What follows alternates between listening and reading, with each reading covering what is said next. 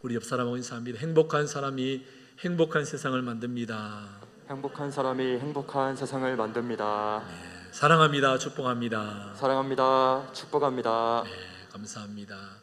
여러분 한 주 잘 지내셨죠? 비가 얼마나 오는지 걱정했죠, 그죠? 여러분의 걱정 때문에 교회는 안 떠내려갔습니다. 비가 얼마나 오는지요.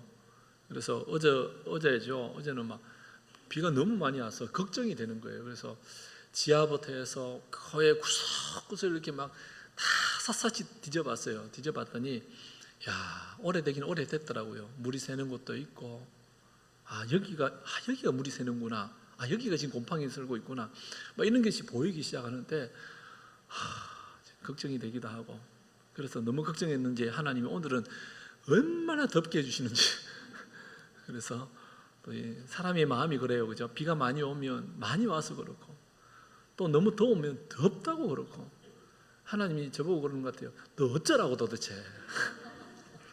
적당하면 참 좋겠는데, 여러분 또 가물어서 고생하는 지역도 있고, 또 너무 그죠?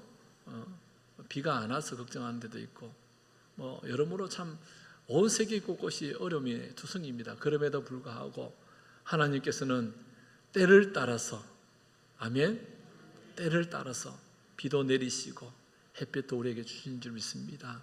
그러게 오늘도 그 주시는 은혜, 오늘도 때를 따라서 하나님께서 우리에게 공급해 주실 겁니다. 사모하는 마음으로 말씀 듣고 또 승리하는, 또 기도의 제목을 삼아서 기도하는 복된 밤이 될 수 있기를 주님의 이름으로 축원합니다. 여러분 히브리서 11장을 설교한 지가 참 오래된 것 같아요, 그죠? 얼마나 됐나요? 저도 오늘 안새 보고 올라왔는데, 오늘 마지막 히브리서 11장 마지막 날입니다. 믿음으로 시리즈 설교를 참 오래 했는 것 같은데 오늘 마지막 날인데, 설교 제목이 한번 따라합니다. 믿음으로 더 확신. 더 확신. 정말 이게 본 제목은 믿음으로 더 분명한 확신. 이게 사실 더 분명한 확신 이렇게 정하고 싶은데, 여러분 하여튼 좀 짧게라도 믿음으로 더 확신, 믿음으로 더 확신을 제목으로 함께 하나님의 말씀을 나누기를 원합니다. 여러분 히브리서 11장 오늘 이 마지막 부분을 살펴볼 텐데, 이 히브리서 11장을 우리가 읽으면 읽을수록 믿음이 무엇인지를 쭉 얇게 해주고 있어요. 그동안 우리가 생각했던 그런 믿음과는 조금 다를 수 있어요. 왜 그러냐? 우리가 들어왔던 믿음하고 성경이 말하는 믿음은 충돌이 되기 때문이죠. 뭐가 충돌됩니까? 믿음은 어디서부터 출발하느냐, 근거를 얘기하는데 히브리서 11장에는 그 근거를 말씀에다 두고 있더라는 거예요. 여러분, 그러니까 말씀으로 말미암아 믿음이 출발되는 거예요.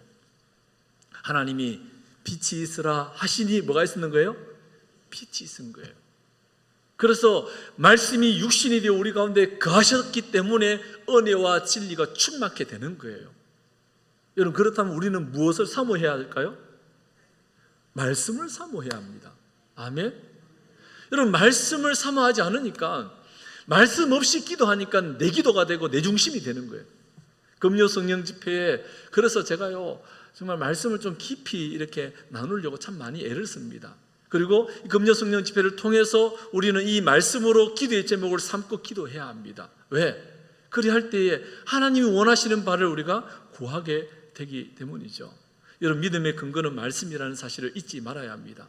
내 믿음으로는 구원받지 못합니다. 말씀에 근거한 믿음이어야 합니다. 그래서 히브리서 11장에 이 믿음의 사람들을 이 히브리서 기다가 쭉 열거해 주면서 어디에 근거를 두느냐? 하나님께서 말씀하셨다. 말씀을 따라서 방주도 짓고 예배도 드리고 홍해도 건너고, 이게 다 말씀으로.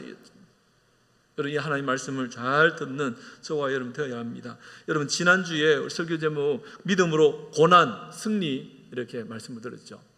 히브리서 11장 32절부터 38절까지 사실은 한 편의 설교를 해야 되는데 너무 양이 많아서 두 편을 나눴습니다. 믿음으로 고난, 승리 이전에 뭐였어요? 믿음으로 도전, 승리였습니다. 그러니까 여러분, 믿음의 사람들은 계속해서 도전합니다. 정복해 가더라는 거예요. 그래서 믿음은 도전하고 정복하는 거예요. 하나님이 가라 하시니까 뭐예요? 도전하는 거예요. 도전하니까 어떻게 됩니까? 그 땅을 차지하게 되더라는 거예요. 그 땅을 차지함으로 뭐예요? 승리를 경험했더라는 거예요. 한마디로 그것이 믿음이다라고 말하는데, 그런데 이 히브리서 기자는 도전하고 정복하고 승리한 것만 믿음이 아니라 고난도, 도전해 나갈 때 고난이 다가오는 거예요. 여러분, 이 땅의 삶을 살아가는 믿음의 사람들에게 아픔이 있습니다. 질병이 다가오지요. 때로는 예수를 믿지 못하게 만듭니다. 때로는 금요 성령 집회에 올라오지 못하게 하는 환경들의 제약들이 우리 가운데 있어질 수 있어요. 여러분, 그때 어떻게 해야 됩니까? 그 고난도 믿음으로서 드러나는 모습이라는 거예요. 여러분, 그래서 그것을 견뎌내는 거죠. 참아내는 거예요. 믿음이 있기 때문에 오늘 이 자리에 올라온 줄 믿습니다. 여러분, 집에서 저도 어떨 때는 그런 생각이 들어요. 목사인 저도 오늘은 집에서 우아하게 그냥 유튜브 딱 틀어놓고 여러분 안녕하세요, 모두 집에서 다 계시죠, 이렇게 하면 얼마나 좋아요. 그런 충동도 느껴질 때가 있어요. 근데 왜 현장에 옵니까? TV 보다가 또 유튜브를 통해서 우리가 설교 예배에 참여하다가 현장에 오면 또 다른 은혜가 있어요. 그렇지 않아요? 성령의 강권적인 역사하심이 반드시 있거든요. 저는 가끔씩 그런, 제가 대학원 시험을 칠 때에 현대 사회가 되면 미스 미디어가 활발해질 텐데 그때는 이 프로젝트도 없고 막 이렇게, 그죠? 없을 때, 그럴 때였으니까 대학원 갈 때 그런 문제가 나온 거예요. 어떻게 했으면 좋겠냐. 그때 제가 그랬습니다. 결코 도입하면 안 됩니다. 그럼 다 도입했어. 왜 그랬냐? 왜? 도입하다 보면 사람들이 게을러지는 거예요. 현장에 오기 싫어하는 거예요. 이 핑계 저 핑계 되는 거죠. 벌써 늦었으니까 그냥 빨리 집에서 이거 틀어야지. 요즘은 너무 좋아요. TV에 보니까 여러분들 TV 뭐 R인가 뭐 부르면, 지난번에 신방을 갔더니 TV에 뭐 이렇게 부르는 게 있어요. 이런 이렇게 셋탑박스인데 뭐 진이? 뭐 진입니까? 진이야, 선민기 유튜브 틀어줘 이러면 알아서 틀어줘요. 이야, 나 깜짝 놀랐어요. 그런 게 있는 걸 처음 봤어요. 그러니까 우리 연로하신 권사님들이 그거 하나만 선취해 놓으면, 나중에 현장에 못 와서 이제 다리가 아파가지고 막 병상에 누워 있을 수 있잖아요. 그때는 진이야, 선민교 유튜브라도 틀어줘 이러면 틀어준대요. 여러분, 그때 틀어야 되는 거예요. 그거는 다리 멀쩡한데 여러분 현장에 오셔서 은혜 받으시고, 다리 멀쩡할 때 무릎 꿇고 기도하고, 목소리 멀쩡할 때 소리 질러서 기도하고, 아멘. 두 손 멀쩡하니까 박수 치면서 하나님 앞 찬양하고, 두 주먹 불 끄지고 소리 질러 기도할 때, 그때 하나님께서 역사하시는 거 아니겠어요? 현장에 올 수 있는데도 못 오고 이 핑계 저 핑계 될 수 있다는 거예요. 여러분, 그렇기 때문에 저와 여러분이 늘 도전하고 정복하고, 때로 여러 가지 어려움이 다가오지만 믿음으로 승리해 가야 한다는 사실을 꼭 기억할 수 있기를 주의 이름으로 축원합니다. 여러분, 고난은 믿음의 모습이에요. 이 고난으로 인해서 때로는 죽음을 맞이할 수 있습니다. 환난과 핍박이 다가오더라는 거예요. 믿음의 순진들 보세요. 톱으로 캐임을 당합니다. 사지가 찢어 나가기도 하고요. 토굴에 살아야 합니다. 얼마나 불편하겠어요. 얼마나 불편하겠어요. 사랑하는 성도 여러분, 이 세상은 끊임없이 믿음의 사람들로 하여금 믿음으로 살지 못하게 만들려고 원수 사탄 마귀가 계속해서 우리를 괴롭힐 거예요. 그때 우리는 어떻게 해야 된다고요? 견뎌내고 참아내고, 어떻게 해야 돼요? 믿음의 주요 온전케 하시는 이인 예수를 바라보자. 그래서 히브리서 기자는 11장에 있는 이 히브리서 믿음에 있는 사람들을 쭉 열거해주고 40절까지 더 분명한 확신을 가져야 한다고 소개한 이후에, 여러분, 히브리서 12장 1절에 가서 뭐라고 말합니까? 히브리서 12장 1절, 여러분 뭐라고 되어 있어요? 1절, 2절, 3절 보세요. 예수님 얘기하고 있잖아요. 그죠? 그래서 우리의 믿음은 누구를 향해야 돼요? 결국은 예수님 향해야 된다는 거예요. 그것을 얘기해 주고 싶어 하는 거예요, 히브리서 기자는요. 여러분, 우리는 본향을 향해 나아가는 믿음의 순례자들입니다. 여러분, 본향, 저 영원한 천국 왜 가고 싶습니까? 이 질문하면요 대답을 못 하더라고요. 여러분, 천국 가고 싶어요, 안 가고 싶어요? 왜 가고 싶어요? 가고 싶다고 그토록 물어보면요, 정말 기가 차요. 제가 신방 다니다가 권사님 천국 가고 싶대. 목사님 너무 천국 가고 싶대. 근데 물어봤어요. 왜 가고 싶으세요? 물었더니 한 번도 생각해보지 않았어요. 그냥 천국은 좋은 곳이다, 그냥 좋기 때문에 가야 된다, 이 생각만 한 거예요. 왜 가고 싶으세요?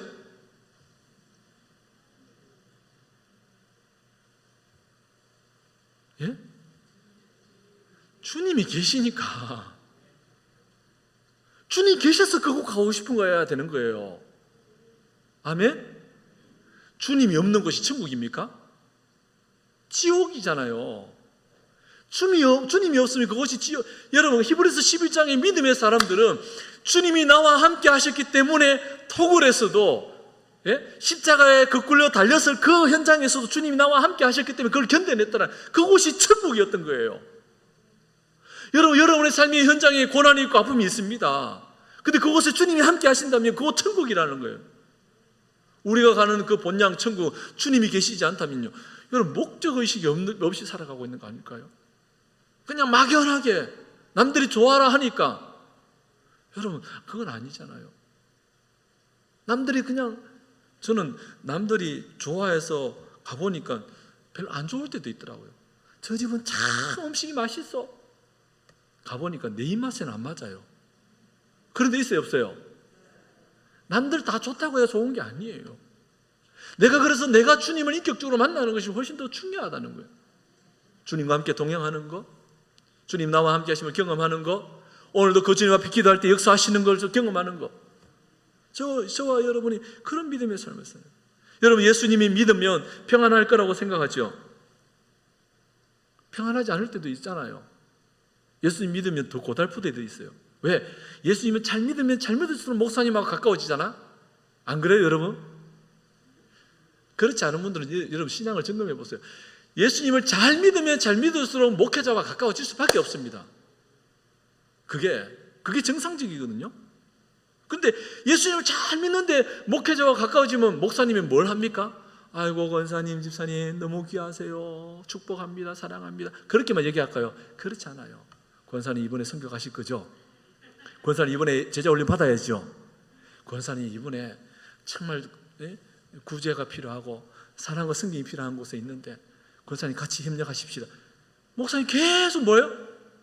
이것도 같이 하자, 저것도 같이 하자, 괴롭게 하잖아요. 주님도 똑같습니다. 여러분, 주님과 가까워져 보십시오. 아이고, 내 사랑하는 딸 아들 나와 가까이 하니까 너무 좋구나. 그래, 계속 가까이 있자. 그렇게만 말씀합니까? 아닙니다. 이번에 선교팀에 나중에 이렇게 합류하신 분들 계시는데 하나님의 음성이 들리는 거예요. 어떻게? 너 뭐하냐? 너 뭐하냐? 나하고 가까이 있다면서. 이때 헌신해야 되지 않느냐? 그래서 어쩔 수 없이 그 주님의 말씀 앞에 또 순종하는 거 아니에요? 이 핑계 저 핑계 대면서 안 가고 싶은 마음이 얼마나 많아요. 여러분, 그게 사실 저 모습이었습니다. 저는 안 가고 싶을 때도 많아요. 이번에 보니까 우리가 협력했던 토산교회 있잖아요, 그죠? 하고 있는 그 교회, 제가 늘 이렇게 예화에서 자주 이렇게 소개했던 목사님이, 그 교회 목사님이 그 교회로 지금 선교를 갔어요. 근데 거기 담임 목사님이 거기 청년들이 이렇게 가서 성경학교도 해주고 우리처럼 복음도 전하고 마을 회관에 가서 삼계탕도 삶아드리고 뭐 수박도 대접하고 막 성경학교도 막 이렇게 막 즐겁게 하는데, 그 담임 목사님이 처음부터 합류한 게 아니라 불시에 1박 2일로 싹 내려가가지고 여러분 하면서 위로해주고 같이 사진 찍고 쏙 이렇게 또 올라오고. 저도 그렇게 하고 싶을 때가 참 많아요. 처음부터 막 다 준비하고 같이 하고 막 이렇게. 여러분, 그때가 오겠죠. 우리 교회도 그 과정까지 가기 위해서 저는 이렇게 하고 있는 거예요. 여러분, 나중에 저 혼자 다 못 갑니다. 여러분 다 가셔야 돼요. 여러분들이 다 팀장 하셔야 되는 거예요, 사실은. 여러분, 그래서 지금은 함께 할 때에 그때 하나씩 정말 하나님 기뻐하시는 것이 무엇인지를 세워가는 거예요. 이번에 제가 우리 선교팀원들에게 이런 얘기를 했습니다. 오늘 선교팀이 다 와 있으니까. 선교가 뭐냐? 선교에 대한 정의를 한번 내려드렸던 적이 있어요. 아마 뭐 한번 말씀을 드렸지만 지나가 버렸던 분들이 참 많을 겁니다. 제가 전에 캄보디아 선교를 많이 다녀왔던 적이 있습니다. 단기 선교를 갔는데, 캄보디아 선교를 갔는데 선교사님이 우리만 오면, 선교팀만 오면 너무 힘을 얻는 거예요. 행복해하는 거예요. 왜? 나중에 물어봤습니다. 선교 팀원들이 잘 때에 저는 이제 선교사님과 가까이 그래도 대화도 하고 또 이왕이면 목사님 또 팀 뭐 이렇게 인솔에 왔다고 같이 잠도 자고 하는데 같이 잠자다 보니까 이분이 밤새 이야기할 때가 있어요. 밤새 피곤해 죽겠던데. 그 나중에 그 밤에 얘기하면 안 되냐 그랬더니 싫대요. 왜 그런지 물어봤더니 캄보디아에 있으면 한국 사람 못 만나니까 한국어로 대화하는 것이 너무 위로가 되더라고요. 야, 저 그때 충격을 받았죠. 그리고 첫째 아이 우리 그때 이제 초등학교 들어가기 전인데 첫째를 데리고 선교지를 같이 갔거든요. 그랬더니 그 선교사님이 한마디를 합니다. 오늘은 저기 오지에 들어가는데 우리 선교팀 다 들어갈 때에 그때 이제 한의사 뭐 권사님도 가고 뭐 이렇게 다 다녔는데 선교사님이 이런 이야기 하는 거예요. 목사님 딸은 여기 두고 가면 안 돼요 이러더라고요. 왜요? 이랬더니 저희 아이들과 이렇게 같이 오늘 하루 종일 이렇게 소꿉장난하고 놀았으면 좋겠습니다 하는 거예요. 무슨 소리 하냐고. 이 아이도 지금 선교지 왔는데 그래서 오지에 들어가가지고 화장실도 없는데 좀 가보고, 예? 오지에 있는 아이들 어떻게 사는 것도 좀 경험해 주려는 부모의 마음으로 이제 선교지 데려왔는데 이 선교사님 충격적인 얘기를 하나 하는 거예요. 무슨 얘기를 하냐면 목사님 우리 아이들이 한국에 있는 아이들하고 대화를 나누면서 하루 종일 소꿉장난을 해보는 것이 얼마나 큰 위로를 받는지 모릅니다. 그러면서 하는 말 목사님의 딸이 우리 아이들과 하루 종일 놀아주는 것이 선교입니다. 여러분 저는 그때 선교에 대한 지경이 확 바뀌었어요. 잊을 수 없는 충격적인. 왜? 우리는 선교지가 무엇을 많이 해야 한다라고 생각을 해왔거든요. 연필, 지우개, 학용품을 막 많이 나눠주고 현지 있는 사람들에게 막 구제하고 쌀 퍼다 주고 이것만 선교라고 생각했어요. 근데 그게 아니라 선교사님의 자녀들이 목회자의 자녀와 함께 하루 종일 그곳에서 소꿉장난하고 놀고 위로받고 이게 선교였다는 거예요. 왜? 우리가 떠나고 나서 그 선교사님이 한국이 그리울 때에 한국 들어오고 싶을 때에 그때에 선교팀이 왔다 가면 1년 동안 안 들어가도 된다는 거예요. 위로받아서. 한 번은 선교사님이 이런 얘기를 합니다. 목사님 이번 선교 그래서 물어요. 선교 가면 이번에는 식사는 어떻게 했으면 좋겠습니까? 선교사님. 왜? 그분한테 다 물어요. 선교지에 형편에 따라서 움직이니까. 근데 우리는 늘 한국교회는 우리가 가면 뭘 하고 우리가 가면 어떻게 하고 이게 우리 중심으로 뭘 자꾸 하거든요. 선교지 형편을 고려하지 않는 거예요. 그러니까 선교사님 너무 힘들어하죠. 그래서 물어요. 선교사님 이번에는 식사는 어떻게 했으면 좋겠고 또 우리의 사역은 어떻게 했으면 좋겠고 또 우리가 어떻게 선교지를 도왔으면 좋겠습니까? 하면은 이거 하면 요청을 해요. 그런데 한 선교사님이 캄보디아 갔는데 한 선교사님이 이런 얘기를 합니다. 목사님 이번 선교팀은 한국 음식을 하루에 한 끼씩 먹으면 참 좋겠습니다. 아니 우리 선교팀이 7박 8일밖에 안 왔는데 하루에 한 끼, 두 끼 한국 음식 먹으면 어떡하냐. 현지 음식을 먹어야지. 예? 그리고 또 한국 음식은 비싸잖아요. 현지 음식은 2,000원만 하면 되는데 한국 음식은 최소한 5,000원, 6,000원 그 당시에는. 그러니까 여러분 선교지에서 된장찌개, 선교지에서 갈비탕, 선교지에서 설렁탕을 먹으려면 비용이 많이 듭니다. 그런데 선교사님이 이런 얘기합니다. 선교팀 왔을 때에 한국 음식을 먹으면 제가 굳이 한국을 안 가도 됩니다. 그 말 듣고 선교의 식단을 바꿔버렸어요. 하루에 2끼씩 먹자. 그러니까 선교지 갔던 단기 선교사들도 한국 음식 먹으니까 지치지 않는 거예요. 막 힘이 계속 나는 거예요. 여러분 선교지 가보면 음식이 안 맞아서 물이 안 맞아서 너무 지치고 힘들 때가 있어요. 한 이틀, 3일 화장실 못 가고 밥 못 먹고 특히 김치찌개, 김치 이런 거 못 먹으면 우리는 병 나잖아요. 그러니까 그런 거 먹으니까 힘이 나니까 7박 8일 동안 누가 하나 지치지 않는 거죠. 그런데 선교사님 더 위로받아요. 제가 그때 선교지에 갔다 오고 난 이후에 참 많은 생각들이 많이 바뀌었습니다. 이번에 국내도 마찬가지죠. 제가 그런 얘기를 들었습니다. 협력하는 교회 목사님을 위로하고 목사님의 가정이 힘을 얻고 목사님이 다시금 우리 교회는 몇 명 되지도 않는데 어른들만 있는데 좌절하고 마음이 뒤로 물러갔던 그 마음에 목회자의 마음에 할 수 있다, 하면 된다, 힘내십시오. 이게 우리가 해줄 수 있는 일은 한번 가가지고 온 동네 휘죽고 다니면서 복음을 전했다고 그들이 다 죽게 돌아오지 않거든요. 여러분 여러분 어떻게 생각하세요? 저는 성경을 전공하면서 참 많은 고민들을 했어요. 성경을 전공했다고 말하면서도 선교지의 형편을 고려하지 않는 선교를 하는 선교사님들이 너무 많고 선교 전공자들이 너무 많더라고요. 저는 이번에 우리 선교팀이 그런 마인드, 마음을 가지고 준비해 나가면 하나님 정말 기뻐하시는 선교, 그리고 목사님 위로해드리고 우리도 위로받고 갔다 오면 어떻게 기도하고 같이 동력하고 너무 행복한 거 아니겠어요? 이게 천국 아닙니까? 여러분 그게 믿음의 사람들의 모습이어야 하는 거죠. 그런데 여러분 보세요. 그런 일을 할 때 고난이 있어요 없어요? 있습니다. 의견 다툼이 있어요 없어요? 있어요. 하지만 그때마다 서로 양보하고 이해하고 품어주고 그러면요 주님의 역사를 경험하게 될 거라는 거예요. 여러분 히브리서 11장의 믿음의 선진들 영웅들은 다 그렇게 살아갔던 거예요. 오늘 본문 39절을 한번 읽어볼까요? 히브리서 11장을 마무리하는데 이렇게 마무리합니다. 39절입니다. 시작. 이 사람들은 다 믿음으로 말미암아 증거를 받았으나 약속된 것을 받지 못하였으니. 아멘.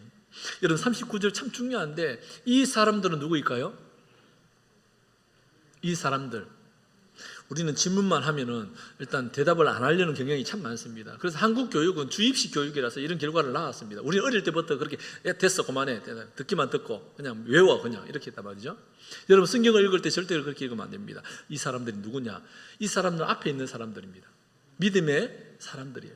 믿음으로 했던 사람들이 누구예요? 4절에 나온 아벨, 그리고 5절에 나오는 에녹, 그 이하에 등장하는 노아, 아브라함, 사라, 이삭, 야곱, 요셉, 모세 등등 해서 이스라엘 백성들, 그들 모두 다 이 사람들은 다 믿음으로 말미암아 뭐예요? 믿음으로 말미암아 증거를 받았대. 증거. 여러분 여기서 이 믿음으로 말미암아 증거를 받았는데 아벨은 하나님이 연락할 제사를 드릴 수 있었던 것이 믿음 때문이었다는 거예요.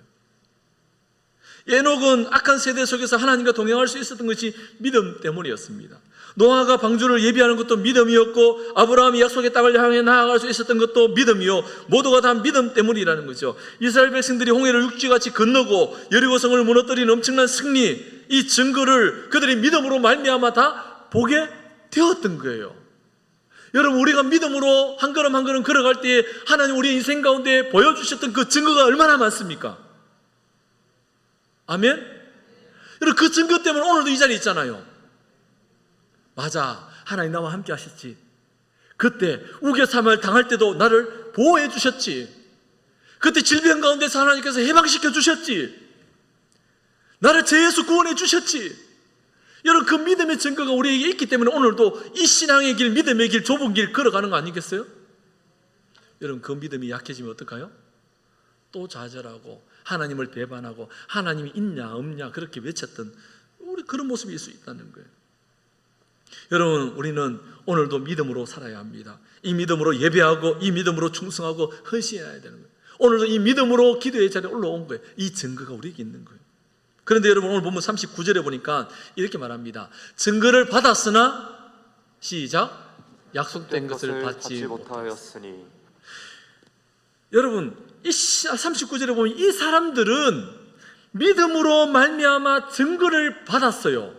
그런데 뭘 받지 못했어요? 약속된 것을 받지 못했다는 거예요. 구약의 믿음의 사람들은 그 믿음으로 증거를 다 보았고 승리도 경험하고 정복하고 이렇게 해왔는데 약속은 못 받았다는 거예요. 그럼 도대체 이 약속이 뭐냐? 약속이 뭐냐? 여러분 영어 성경에 보니까 이 약속이라는 단어 앞에 정관사 더가 붙어있어요. 정관사 더. 이것은 많은 약속 가운데 한 약속을 가리키는 것이 아니라 특정한 약속을 의미합니다. 특정한 약속, 특별한 약속, 한 가지의 약속을 얘기하는 거예요. 사도행전 13장 23절 한번 읽어볼까요? 시작. 하나님이 약속하신 대로 이 사람의 후손에서 이스라엘을 위하여 구주를 세우셨으니 곧 예수라.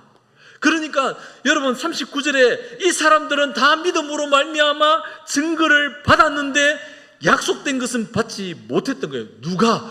구약의 믿음의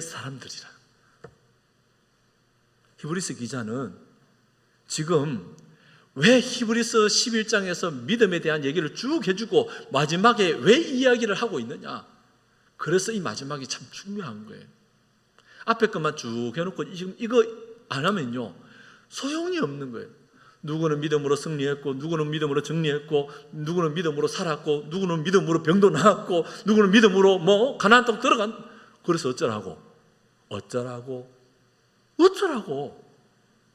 히브리서 기자가 지금 이 이야기를 해주는 이유가 뭐예요? 이들은 다 증거를 받았는데 너희는, 이 말씀을 듣는 너희는 어떻게 돼요? 약속된 것을 받았다는 거예요. 이들은 약속된 것을 못 받았다는 거예요. 그럼 이 약속이 뭐냐? 사도행전 13장의 말씀처럼 예수님이라는 거예요. 예수님. 여러분, 그래서 구약의 많은 선지자들이 이 예수가 오실 것에 대해서 선지자들이 예언했던 거 아니에요? 그 약속을 얘기했던 거예요. 그래서 갈라디아서 4장 4절에 뭐예요?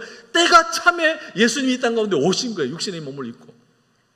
사도행전 13장 32절과 33절에 보니까 이렇게 말씀합니다. 우리도 조상들에게 주신 약속을 너에게 전파하노니. 약속을 전파한다는 거예요. 누가요? 사도행전의 지금 말씀이에요.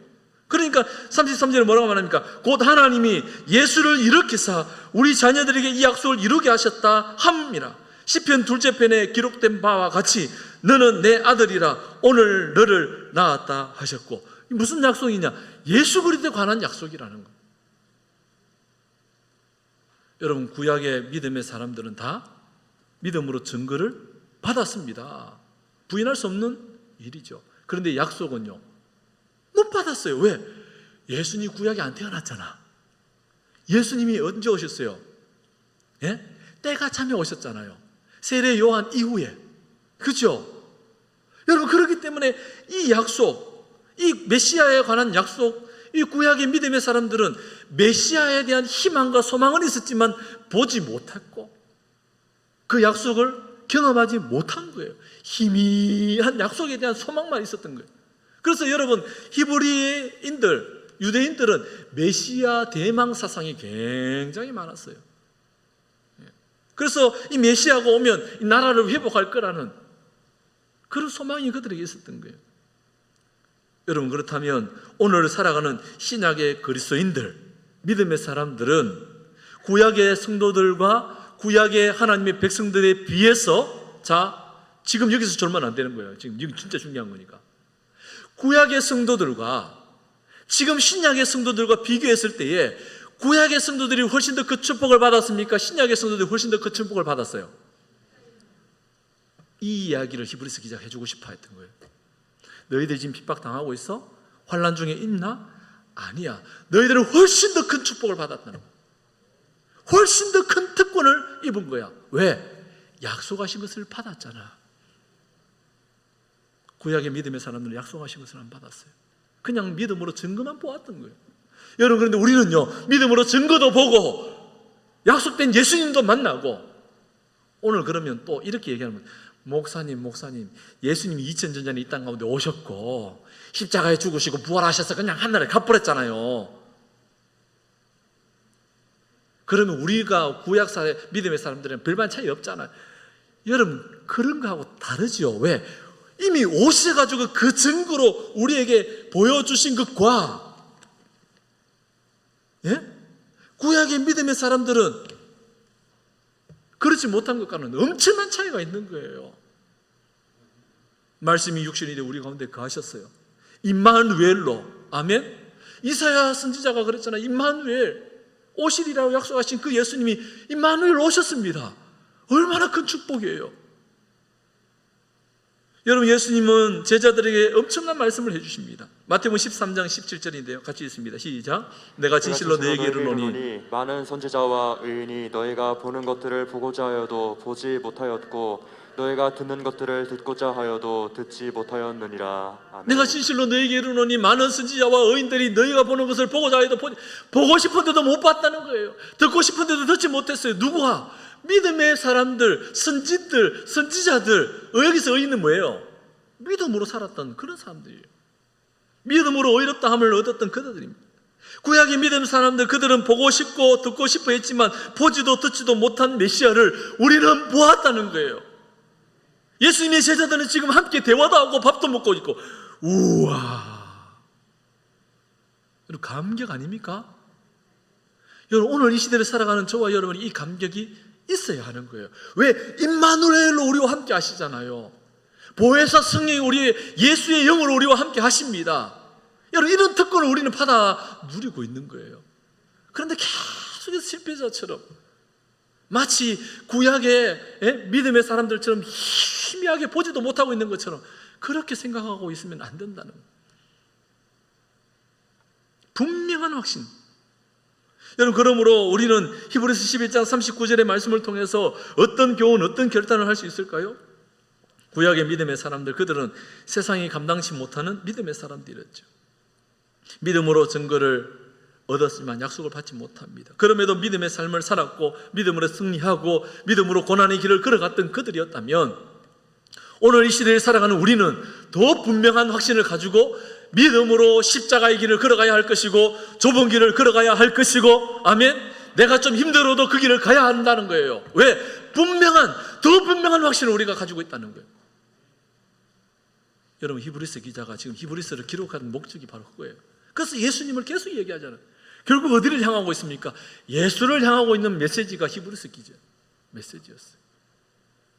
믿음의 선진들을 등장시켰던 이유는 예수님이 얘기하고 싶어서, 여러분 저와 여러분의 인생 가운데 아무리 잘 살아도 예수 없는 인생이라면 실패한 인생이라는 거예요.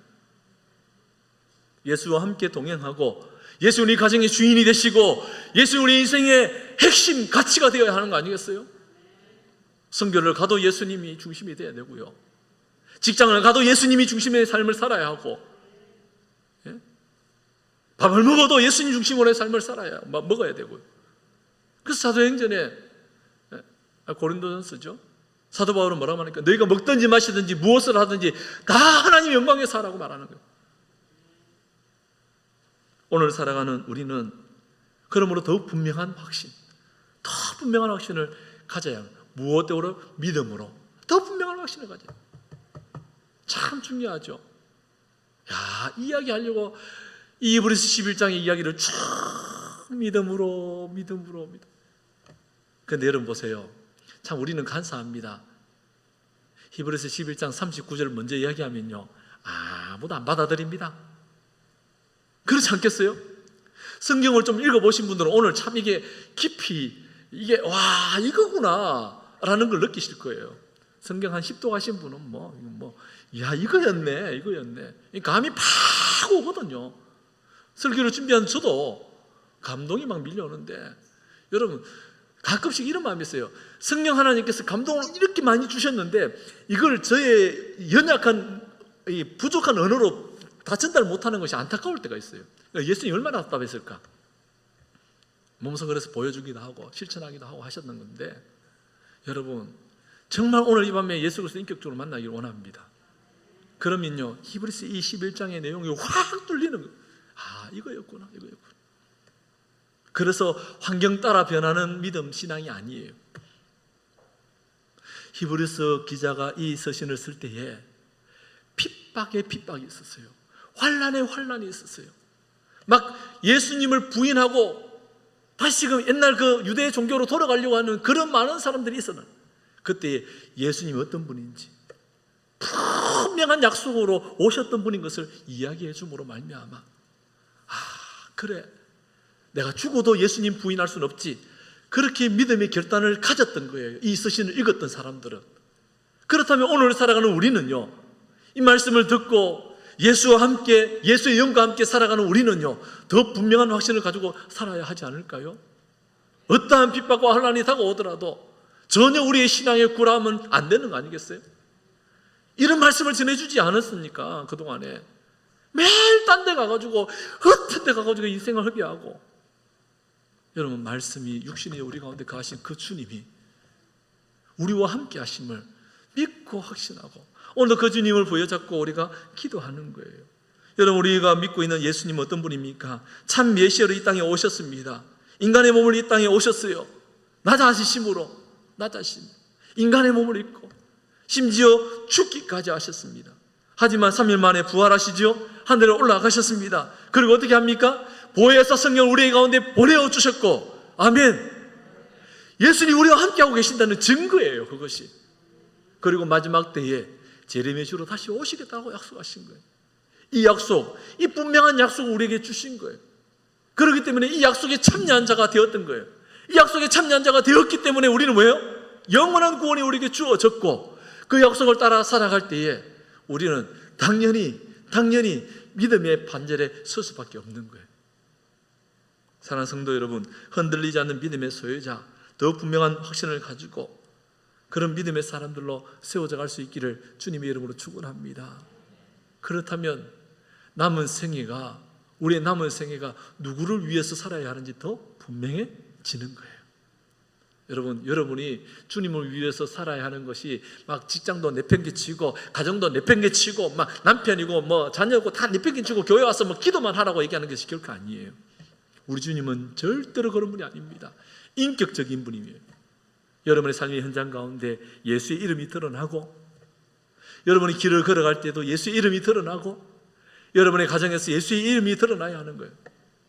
여러분 가정주부가 예수의 이름을 드러내는 것이 뭘까요? 남편 밥 잘 해드리고, 요즘 밥도 같이 한다고 말합니다만 서로 협력해서 뭐예요? 그 일로 인해 가지고 갈등을 일으켜서는 안 된다는 거죠. 남편은 아내를 존중하고 아내는 남편을 존중하고, 아멘? 그렇게 돼야 되는 그게. 그래서 그 속에 예수가 가정의 주인이 되는 거예요. 직장도 마찬가지인지 알겠습니까? 내가 예수 믿는다는 것이 부끄럽습니까? 드러내기가 힘드세요? 무엇 때문입니까? 여러분이 예수 믿는 삶을 살지 않기 때문 아닐까요? 그렇잖아요? 여러분 자신감이 왜 없습니까? 무엇 때문입니까? 여러분 죄를 지을 수는 있어요. 완벽하지는 않거든요. 그러나 세상의 사람들은 다 알아요. 우리가 노력하고 있는지 그냥 대충 그렇게 살고 있는지. 적어도 노력하면요 세상의 사람도 우리를 향해서 손가락질을 하지 않을 거예요. 그렇지 않겠습니까? 문제는 예수 믿는다고 말하지만 노력하지 않는 거죠. 노력하지 않는 거죠. 내 마음대로, 내 뜻대로, 내 생각대로, 내 기분 나쁘다고 그렇게 살아가 버리잖아요.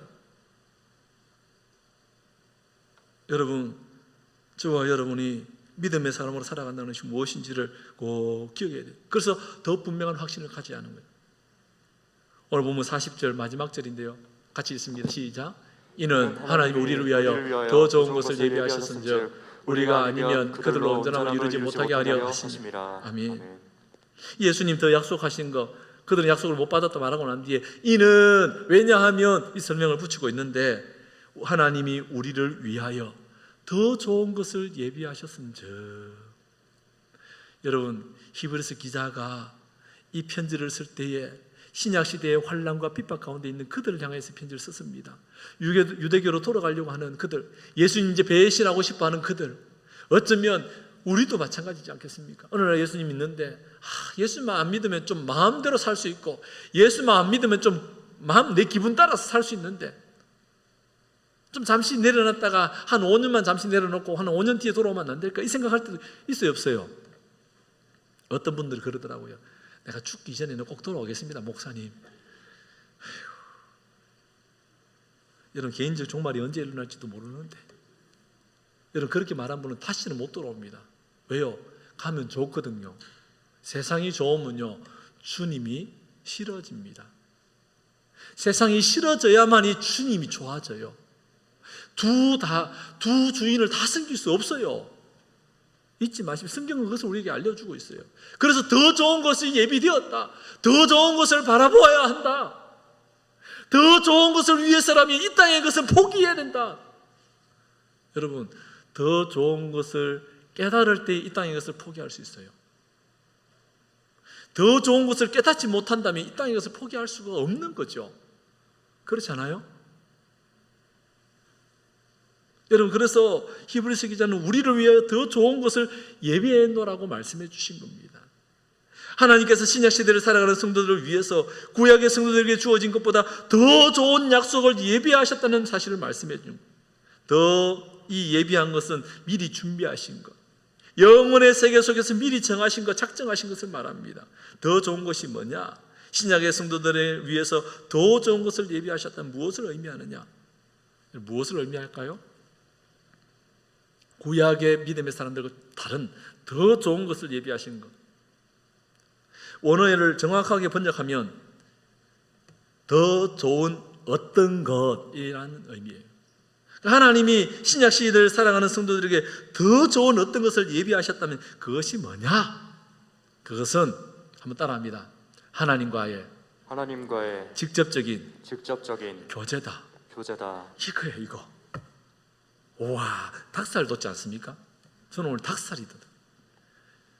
세상 그 누구도 알지 못했던 비밀과 같았던 것. 구약의 믿음의 사람들이 그토록이나 하나님께 직접적으로 만나고 싶어 했지만 만나지 못했어요. 왜? 만나면 죽으니까. 그래서 늘 제사장을 통해서만 죄 씻음을 받았단 말이에요. 근데 이제는요, 더 좋은 것을 예비하셨는데 이 더 좋은 것이 뭐냐? 하나님과 직접적으로 교제할 수 있는 만남의 장이 열려버렸던 거예요. 누구를 통해서? 예수 그리스도를 통해서 이 길이 열려. 이야, 여러분, 저 예수 안 믿었으면 천주교는 안 갔을 것 같아요. 저 천주교도 가봤거든요. 고해성사 한다고 그 컴컴한 그 문 열고 들어가가지고, 예? 신부님이 미칠 것 같아요, 그죠? 온 성도들 막 그 죄진 그 오만 죄를 다 머릿속에 기억해가지고 다 기억날 거 아니에요. 근데 여러분 그거 아세요? 저는 여러분이 무슨 죄를 지었는지 몰라요. 근데 그거 아세요? 하나님 여러분을 다 아십니다. 그래서 은혜를 주신 거예요. 무슨 은혜요? 회개할 수 있는 은혜도 주시고 죄 사유함의 은총도 주시고 여러분이 직접 하나님 저는 오늘도 이렇게 연약한 죄인입니다라고 고백할 수 있는 은혜도 주시고. 여러분 이게 은혜예요. 은혜. 다른 게 은혜가 아니고 뭐 물질이 많이 받는 게 은혜라고 착각하지 마. 건강한 게 은혜. 여러분 그거는 부수적인 거고. 아멘. 하나님과 직접적인 교제를 나누는. 이야. 여러분 이런 예가 맞을지는 모르겠습니다만 여러분들에게 특권을 주셨어요. 예? 용산의 대통령실 바로 들어가가지고 대통령 만날 수 있는 특권을 주어졌다고 생각하십시다. 다른 사람들은 다 비서실 통해야 되고 가면 기다리라 그러고. 그런데 여러분 그렇지 않대요. 이야, 그럼 어떻게 해요?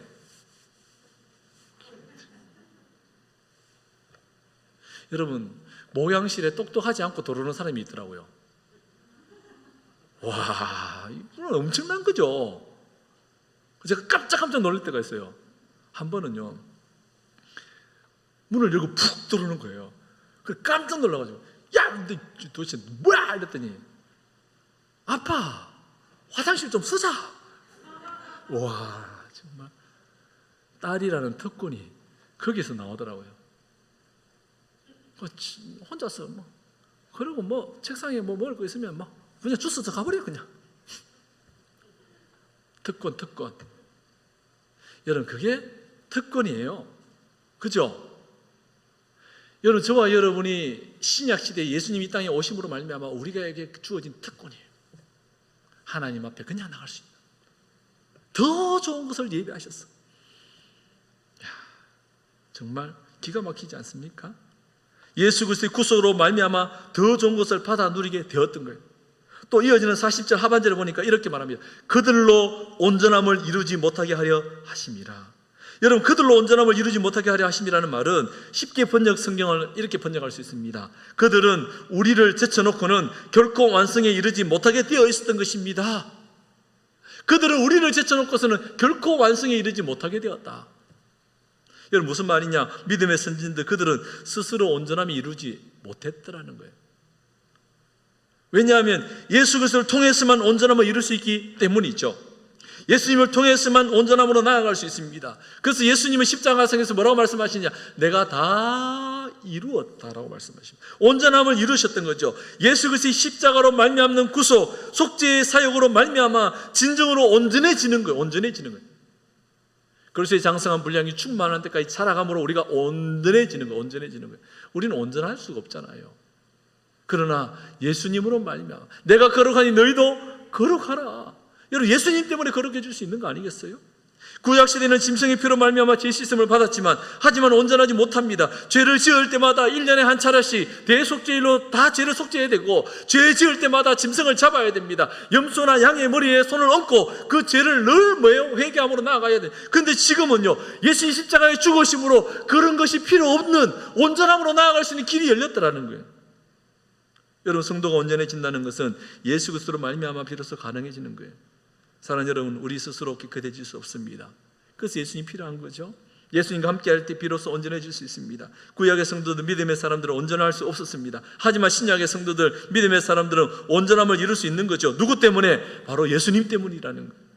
그렇다면 여러분, 신약의 성도들이 구약의 성도들보다 그렇다면 어떤 더 좋은 특권을 누릴 수 있게 되었는가?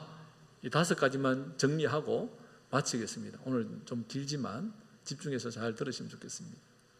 그 첫 번째는 같이 있습니다.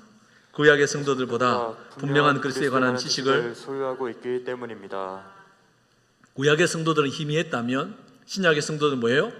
약속한 것이 이미 왔기 때문에 분명하다는 거예요. 그리스도에 관한 지식이 소유하고요. 여러분, 그렇다면 우리는 기록된 말씀이 우리에게 주어졌다면 이건 엄청난 특권이라는 거예요. 여러분, 그런데 성경을 읽지 않아요.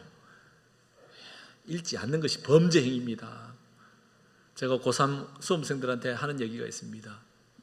고3 수험생들이, 재수생들이 5시간 이상 자는 것이 범죄다. 왜요? 그 시기는 다시금 돌아오지 않았기 때문에. 그 시기에 주와 복음에서 시간 잠을 줄이고 자기 분야의 전문가로 되어서 하나님 영광을 드러내야 되니까. 잠 좀 줄이는 것이 무슨 범죄입니까? 아니요. 그 시기에 주와 복음을 위해서 몸부림쳐야 한다는 거 아니겠어요? 그렇다면 여러분, 오늘날 우리에게 이 특권을 주셨습니다. 그리스도에 관한 지식을 우리에게 펼쳐 보여주셨다면, 이것을 읽지 않는다면 이 특권을 누리지 못할 뿐만 아니라 이것이 범죄 행위라는 거, 사실은. 그래서 하나님이 며칠 전에 새벽기도 하는데 거룩한 부담감을 주시는 거예요. 부목사님도 없어 죽겠는데 왜 이런 부담감을 주시는지. 정말 하반기 때 성경 읽으라는 거 같이. 그래서 하기로 했어요. 뭐 어떡하겠어요, 하나님이 하라는데. 또 저희 아내가 걱정할 거예요. 부목사님도 없고 지금 뭐 이것저것 바쁜데. 여러분, 저는 지금 이거 할 여력이 안 되거든요, 솔직하게. 그래서 주일날 7, 8월 여름 행사가 끝나고 나면 9월 달부터 주일날 오후 4시에 딱 시간을 정했습니다. 오후 4시에 성경 일독 학교를 열 겁니다. 10주 과정으로. 10주 과정으로. 정말 미치고 환장하고 벌쩍 뛸 일이죠, 그죠? 이렇게 구체적으로 하나님이 감동을 주셔가지고 9월 첫 주부터 오후 4시에 10주 동안 성경을 일독하는 거예요. 어떻게 가능하냐? 여러분, 1년 내내 읽어도 못 읽는 거를 10주 만에 읽겠다는 게 이게 가능하냐? 하나님께서 왜 감동을 주셨는지 그때 와보면 알겠죠. 그래서 저랑 같이 9월달 첫 주부터 빼도 박도 못하게 하나님 그런 마음을 같이 한번 해보실렵니까? 주일날 오후 4시에 오면 됩니다. 두 번째로, 여러분, 신약의 성도들이 어떤 특권을, 더 좋은 특권을 누렸냐? 구약의 성도보다 보다 분명한 구원에 관한 지식을 갖고 있다는 거예요. 여러분, 구약에는요, 구원에 관한 지식이 희미했잖아요. 분명하지 못했어요. 그렇지 않아요? 그러나 예수님 십자가의 죽으심으로 말미암아 분명해졌습니다. 그 은혜에 의하여 믿음으로 말미암아 구원을 받았으니 이것은 너에게서 받은 것이 아니요 하나님의 선물이라. 아주 분명합니다. 아주 명쾌하죠. 예수님 십자가에 죽으셨고 그 사실을 받아들이는 자는 구원이 있는 거예요. 그러니까 우리는 불편하죠. 내가 뭘 좀 했으면 좋겠는데. 여러분, 안 해도 돼요. 그런데 예수님이 내 안에 계시고 구원의 감격이 있는 사람은 안 할 수가 없어요. 그래서 헌신하고 선교지도 가고 못 가니까 특별 헌금도 해가지고 지명 헌금도 하고 막 이렇게 하는 거예요. 예수님 내 안에 있어서 하는 거죠. 세 번째로는 구약의 성도들이 갖지 못한 성령의 내주하심을 경험하고 있기 때문에, 이거는 신약의 성도들에게 주시는 엄청난 특권이죠. 보혜사 성령을 우리 가운데 주셨습니다. 아멘. 여러분, 이만희가 보혜사가 아니고요, 나쁜 놈이죠. 자기가 보혜사라 그래가지고 성경을 아주 나쁘게 만드는 놈. 어떤 분이 그런 얘기를 하더라고요. 한국교회 신천지라는 이단이 침투해가지고 온 교회를 어집세고 있는데, 예? 신천지 이만희 총회장을 예수로 추종을 하니까, 예? 그분 보면 뭐 벌벌 떤대요. 그래서 전에 신여록 소장님이 저희 교회 2번이나 왔다 갔는데, 예? 불시에 와가지고 색출을 한번 하자고 얘기하더라고요. 그런데 제가 색출하는 방법을 저도 알고 있어요. 그분 안 오셔도 알아요. 제가 나중에 기회 되면 한번 할 텐데, 뭔지 궁금하죠? 미리 말씀을 안 드립니다. 왜? 그거 하면은요, 미리 안 올 수도 있으니까. 불시할 거예요. 불시해가지고 빼도 박도 못하게 누군지 다 색출하는, 제가 한 가지 명확한 방법을 알고 있거든요. 제가 다음 주부터 여러분 금요일날 2단 시리즈 하는 거 알죠? 2단에 대해서 알자, 2단 알자 시리즈. 금요일날. 여러분 금요일날 이제 오셔야 돼요. 안 오는 분은 2단으로 이렇게 몰릴 수도 있어요. 왜? 금요일날 중직자가 2단에 대해서 가르쳐 준다는데 안 오면 이게 이상하잖아요. 그렇지 않아요? 세례교인이 2단에 대해서 배워야 되잖아. 알아야 되잖아요. 제가 재밌게 할 테니까 걱정하지 마시고 오시면 됩니다. 오셔서 앉아만 계셔도 이게 제대로 된 건지 아닌지 딱 정리가, 걱정하지 마세요. 여러분, 그러니까 성령의 내주하심이 우리에게 주신 특권입니다. 예수님이 떠나가시면서 뭐라고 얘기합니까? 보혜사 성령을 너에게 주겠다고. 야, 여러분, 이것은 엄청난 축복이에요. 사실은 임마누엘로 우리와 함께 하십니다. 예수의 영으로 함께 하신다고 성경은 표현하고 있다. 네 번째는 신약의 성도들은 이스라엘 백성들을 중심으로 한 교회관이 아니라 우주적인 교회관을 갖게 됐어요. 이게 특권이에요.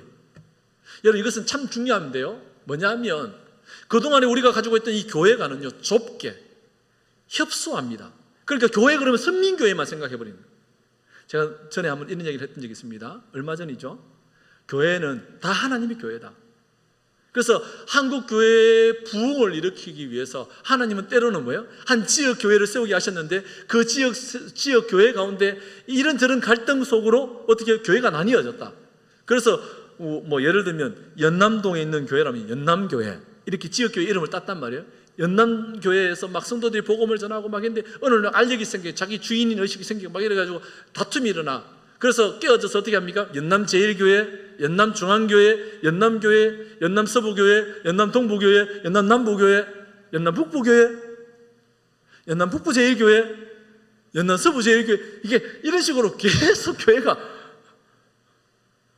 여러분, 인간적으로 표현하면 우리의 입장에서는 아픔이죠. 근데 하나님의 입장에서는요, 그래서 교회 성장하게 보면, 여러분, 제가 교회 성장을 전공을 했습니다. 교회 성장하게 보면 숫자가 늘어나는 것을 교회 성장이라고 보지 않습니다. 하나님 입장에서의 교회 성장은요, 교회가 더 많아지는 거예요. 저는 지금 제가 부임한 지가 6년 지나고 있는데요, 이제 7년 준비를 잘해서 8년 차부터는 교회 건축 사업을 하려고 합니다. 이게 뭐냐면 우리 교회를 건축하겠다 이런 의미가 아니고, 적어도 나의 인생 가운데 선교지에 교회를 하나 세우고 주님 앞에 올라가서 부름받았으면 좋겠다 이거예요. 제가 오늘 기독신문을 보는데 이 목사님은 2004년도인가요? 오늘 2022년이니까 2004년도에 부임을 했어요. 그래서 아직 이제 20년이 안 됐는데 18년이 됐는데 이 교회가 선교지에 교회를 125개를 세웠다는 거예요. 우와, 여러분 별로 안 놀라네요. 여러분 한 교회당 최소의 비용이 2천만 원. 지금 물가가 많이 올라서 4천만 원까지 봅니다. 평균적으로 작년 저작년까지 보면 약 3천만 원이면 한 교회를 세웠습니다. 선교지에다가. 그러니까 선교지에 있는 성도들이 땅을 기부하면 거기다 건물을 이렇게 세워가지고 성도들이 그 지역에 있는 사람들이 와서 예배드릴 수 있는 공간을 만드는데 한 3천만 원 정도 들더라고요. 그래서 지금 한국교회 안에서 더 많은, 특별히 교회 성장학을 전공했던 우리 이제 동문회에서는 그렇게 활동하는 분들이 참 많아요. 그래서 교회가 계속해서 선교지부터 해가 전 세계에서 교회가 이렇게 많아지는 게 하나님의 원하시는 성장, 교회의 성장입니다. 그러니까 협소한 교회관이 아니라 우주적 교회관을 가져야 한다는 거예요. 여러분, 우리는 다 성도입니다. 그죠? 천국 가서 만날까요? 아이고, 저 성도는 나하고 갈등이 있으니까 천국 1에 가 있을 거고 나는 천국 2에 가 있을 거야. 착각하지 마세요. 다 만납니다. 예? 그래서 어떤 분은 그러죠. 저분이 천국 가면 나는 천국 가기 싫어. 주님이 계시면 그거 다 가야 돼요. 그래서 이 땅 가운데서 회개하고 이해하고 품어야 돼요. 아니면 누군가는 못 들어가게 돼 있다는 거예요. 누군가는. 기억하셔야 돼요, 그거. 예. 여러분, 그렇기 때문에 우주적 교회가 아니에요. 그래서 교회는 이 땅에 있는 교회만이 교회가 아니라 온 우주에, 온 지구상에 있는 성도들이 다 뭐예요? 성도다, 교회다, 이런 관점이 생겨요. 신약의 성도들이 가지고 있는 관점이에요. 구약의 성도들은요, 이스라엘이라는 특정 지역만을 얘기했다는 거예요. 마지막으로 여러분, 5번째, 신약의 성도들은 보다 분명한 내세관을 갖게 되었습니다. 보다 분명한 내세관, 종말론적 시각을 가졌다. 구약의 성도들은 희미했습니다. 그들은 구약 시대에는 이러한 내세관이 분명치 않았어요. 오늘을 살아가는 성도들은 종말에 대한 분명한 시각을 가져야 되죠. 주님이 곧 오신다고 약속하셨습니다. 그래서 아멘 주 예수여 오시옵소서라고 사도 바울도 사도 요한도 그렇게 고백했던 거죠. 여러분은 주님이 오시기를 고대합니까? 아니면 주님 좀 더 있다가 오셨으면 좋겠어요? 주님을 오시기를 고대하는 사람은 지금도 주님을 향한 갈망이 너무 많은 사람이에요. 그런데 주님 좀 더 있다가 오셨으면 좋겠다. 한 5년만 있다가 오시고, 아니면 한 10년만, 아니 내 때 말고 나의 다음의 때에 왔으면 좋겠다고 생각하는 분들은 무엇이 왜 그런지를 한번 곰곰이 생각해 보세요. 왜? 혹시 통장에 돈이 많았어? 다 쓰지 못했어? 여러분, 흥청망청 쓰라고 말하는 것이 아닙니다. 여러분, 우리는 기독교인들이 가지고 있는 물질관은요, 예? 성경적 물질관은요, 잘 하나님께서 맡겨주신 거기 때문에 잘 사용하다가 하나님 오시면 그냥 드리면 되는 거예요. 근데 이것이 내 거라고 생각하니까 아깝고, 내 거라고 생각하니까 손해보는 것 같고, 여러분, 잘못된 거 아니겠어요? 잘못된 거 아니겠어요? 건강도 마찬가지예요. 여러분, 건강할 때 주님 만나야 되지 않을까요? 그게 기독교적인 내세관이에요. 건강할 때 주님 만나요. 여러분, 건강하다는 것은 마음껏 활동할 수 있다는 의미예요. 여러분, 그래서 연로하신 우리 성도님들은, 연로하신 우리 권사님들은 정말 개인적 종말관에 대해서 더 분명한 확신을 가지고 정말 교회에서 기도하는 기도의 어머니들로 세워주셔야 됩니다. 아멘. 여러분, 연로하신 권사님들이 교회의 자리를 채우고 기도의 새벽을 깨우고 이 본당에서 엎드려서 기도하고 밤새 주님을 의지하고 바라보고, 여러분, 목사님 나이가 많은 잠이 없어요. 교회 오셔요. 오시면 됩니다. 오셔서 기도하면 되잖아요. 여러분, 하나님 그걸 기뻐하시고 오시고 우리의 다음 세대는 그 모습을 바라보면서 아름답게 세워져 갈 것입니다. 다만 여러분, 기도하는 일에 힘쓰셔야 돼요. 교회 와서 주무시고 교회 와서 기도할 때에 여러분, 다른 거 하면 안 돼요. 다른 거. 기도하려면 뭘 왜 못하게 했습니까? 4층에 올라가서 보세요. 교회 잠자러 오면 안 되는 거예요, 사실은요. 그죠? 기도하다가 잠을 잘 수는 있어요. 잠자는 게 목적이라면 오시면 안 돼요. 그건 집에 가서 주무시든지 아니면 여관을 가시든지 해야 돼요. 너무 늦어서 교회에서 주무실 수 있죠, 기도하다가. 근데 주무실 때 2명, 3명 모이면 뭐합니까? 주님이 그곳에 함께 하신다고 막 그곳에서 또 함께 주님께서 주시는 감동을, 서로의 감동을 나누다 보면 불평과 원망이 생기죠. 그런 거 하지 말자는 거예요. 그런 거 하지 말자. 더 어떻게 교회를 아름답게 세워갈 것인가, 그렇게 고민하고 순종하는 거예요. 얼마든지, 그러면 얼마든지. 네. 말씀을 맺습니다. 여러분, 신약의 성도들은 보다 분명한 믿음의 확신을 가져야 합니다. 왜요? 예수님 때문에. 예수님 때문에. 구약의 성도들, 믿음의 사람들보다는 더 분명하고 보다 확실한 믿음을 우리는 가지고 살아가야 합니다. 구약의 믿음의 사람들이 믿음으로 증거를 가지고 그 증거를 얻었다면 여러분, 우리는 더 큰 축복이 우리에게 특권이 주어진 거 아니겠어요? 그러기에 오늘도 그 특권을 부여잡고 믿음으로 승리하고 때로는 지치고 힘들 때에 주님 함께 해달라고 그렇게 사모하는 저와 여러분 될 수 있기를 간절히 소망합니다. 오늘 말씀이 좀 길었는데요, 우리 말씀을 기억하면서 우리 함께 찬양하고 함께 집중해서 기도하고 그렇게 집으로 돌아갔으면 좋겠습니다.